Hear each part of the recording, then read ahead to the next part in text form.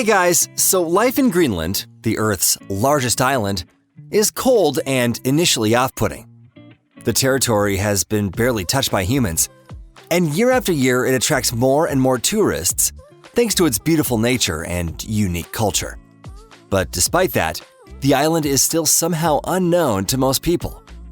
Today you'll find out why this icy island is called Greenland, how an autonomous territory as big as Mexico has just 93 miles of roads, why the local women prefer not having children, why Greenland needed Donald Trump, and how people live on the world's largest island. So, the island of Greenland is to the northeast of North America, so geographically it belongs to it. However, it is politically associated with Europe, since Greenland and its surrounding islands are an autonomous territory belonging to Denmark. The island is washed over by two oceans, the Atlantic and the Arctic, and it has an area of 836,000 square miles, 50 times larger than Denmark itself without its autonomous regions. Now, the first Europeans are considered to have landed on the island in the late 10th century, although Arctic people settled there before the island was discovered by the Scandinavians. According to the stories, the first European settlement appeared thanks to Eric the Red, who needed to flee Iceland because of manslaughter. Now, there are disputes to this very day on why the island is called Greenland. Some think it was a trap to attract settlers. When Eric returned to Iceland, he actively agitated the locals into moving to the new island. But those times in Europe were quite a deal warmer, which even allowed good grapes to be grown in Britain. Scandinavian ports didn't freeze in the winter, and navigation routes to Greenland and Iceland were discovered. The sea was safe and free of icebergs. In 986, Greenland was colonized by a large expedition of 25 ships. They set sail from the northwestern coast of Iceland. The coasts of Greenland were covered in greenery at the time, and there were thick meadows and excellent opportunities to grow vegetables. Grain crops were plantable, and although limited, even some birch trees were grown. Entire heaps of timber were found on the coast, and there were great conditions for fishing and hunting on the island. Walrus tusks were the most valued export at the time, and the local colony soon grew to 4,000 people. However, the colony disappeared in the early 16th century. In 1721, missionary Hans Egede discovered only graves and ruins. The Inuits didn't eliminate the Greenland colonists since they were well armed. Even though there was friendly contact between the two groups, the Greenlanders didn't mix with the Inuit, which was proven by scientific examination of the graves. Something worse actually happened. The warming stopped and the Greenland climate worsened quickly. The grazing lands depleted and the animals started dying. Cheese and butter, sources of important vitamins, as well as vegetables, stopped being produced in the necessary amounts. The water went cold, which reduced the fish in the fjords. The stockpiles of lumber were used up in 100 years by the locals, and the birch trees were cut down. Additionally, no one arrived from Europe anymore. No one except icebergs. The routes were blocked by German pirates. They started terrorizing Scandinavia after the decline of the Danish and Norwegian kings. That's when the Inuit started ruling the island, and they are now called the native residents of Greenland. So, why does the island currently belong to Denmark? The Greenland colony was an independent republic until 1261, when it was handed over to the Norwegian crown. In 1536, Norway and its overseas territories entered into a union with Denmark, who then declared Greenland part of Denmark, and soon began a recolonization. After the union collapsed in 1814, Greenland remained part of Denmark. In the 18th century, Danish missionaries that arrived in Greenland hoped to find the descendants of the previous European settlers, but only met the Inuit that made up the majority of the island's population. So Greenland is a pretty unique island. Over 80% of it is covered in ice that can be up to 2 miles thick. Greenland's ice sheet is the second largest after Antarctica. No matter how you feel about global warming, you can't deny that the planet's ice caps are melting. That includes Greenland's ice.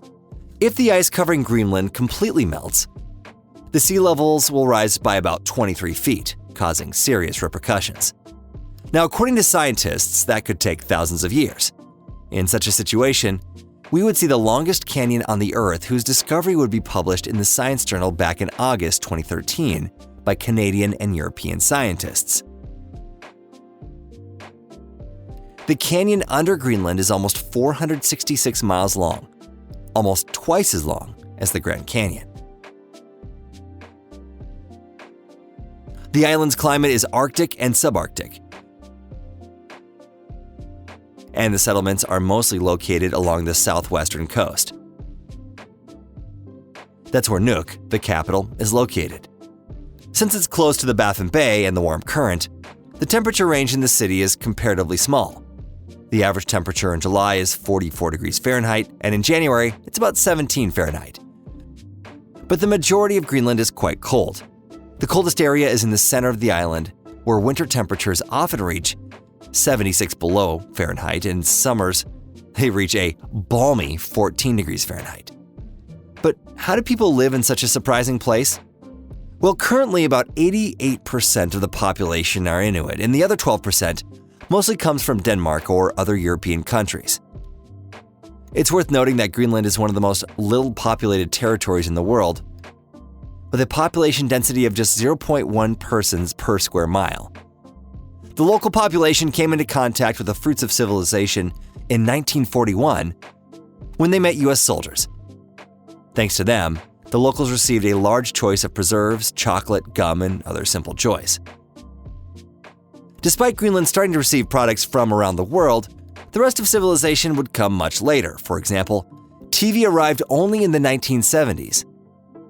But the islanders had to mostly watch Danish programs with a several-month delay, since the tapes needed to be delivered. Greenland has nothing similar to clans or tribes, but there are respected and famous families. 98% of the Inuit are Lutheran Christian. The local population speaks Greenlandic, and Danish is also fairly widespread. The large city is Nuuk, which is 150 miles to the south of the Arctic Circle. There are about 17,000 people in the city, and Greenland has about 56,000 residents. Nuuk has cafes and restaurants, malls, and several supermarkets and hotels. Nuuk's main industry is fishing and hunting, especially for crabs and halibut. In recent years, tourism has also developed well. People arrive on planes and boats and are drawn to the huge glaciers, the opportunity to see whales, to live in an unbelievable place, and to see the Northern Lights. Greenland is also a heavily subsidized area. Denmark spends about 600 million euro on it every year. Nuuk's appearance is what European eyes have come to expect. The old areas with traditional one-family homes clash with the 70s-era block developments. There are also comparatively new buildings, but the old city looks especially beautiful where buildings look different but also still mesh well. Architecture in Upernavik in northwestern Greenland is special, and the nature there only adds to its uniqueness. But let's get back to Nuuk. Thanks to the international port, the city has had almost no problems obtaining food. The shops have many choices, but the prices are about 30% higher than in Denmark. For example, a dozen eggs costs about 30 krona, while the average salary for the Inuit isn't especially high. According to Danish standards, most of the non-qualified workers received about 15,000 krona, or about $2,500. You can live on that money on the island, but you're not going to be living luxuriously. Interestingly, Greenland doesn't have highways or railroads between cities. There are no roads because of the landscape and climate, as well as the distance between the cities. There are only 93 miles of highway on the island, and they are mostly within one city and its surroundings. So if you want to get to another city, you need to take a plane or a boat if it's in the summer. There are two other popular ways of intercity travel: snowmobiles and dog sleds. The farther off areas have a harder time with food than the Nook does, and the locals there mostly hope on finding something in the sea. Another unusual quirk of Greenland that really isn't boasted about to tourists is the induced termination of pregnancy. Per every 1,000 women of childbearing age, there are on average 30 such cases, although in Denmark, that number is closer to 12. The blame is placed on economic problems, poor living conditions, and a lack of education, but that's not the real reason. Greenlanders drink a lot of alcohol, which isn't surprising for such a harsh climate, but their extreme alcohol consumption often leads to unplanned pregnancies. Even with the abundance of problems in Greenland, Donald Trump announced he wanted to buy the island in mid-August 2019. Now, the Danish government didn't take his offer seriously, but just in case, rushed to decline and also to criticize the offer. Now, Trump's idea might seem absurd at first glance, but Greenland has many natural resources, including rare earth elements that are needed to produce electronics. Additionally, both closer to the heart of the issue, Greenland has about 52 billion barrels of oil in it, and such a discovery might change the island's history forever. So as you can see, life in Greenland isn't really easy. Apparently living among glaciers and nature isn't as romantic as it might seem to tourists. However, people aren't rushing to move away from the cold, ice-covered island either, which proves that humans are creatures that can thrive in even the harshest conditions.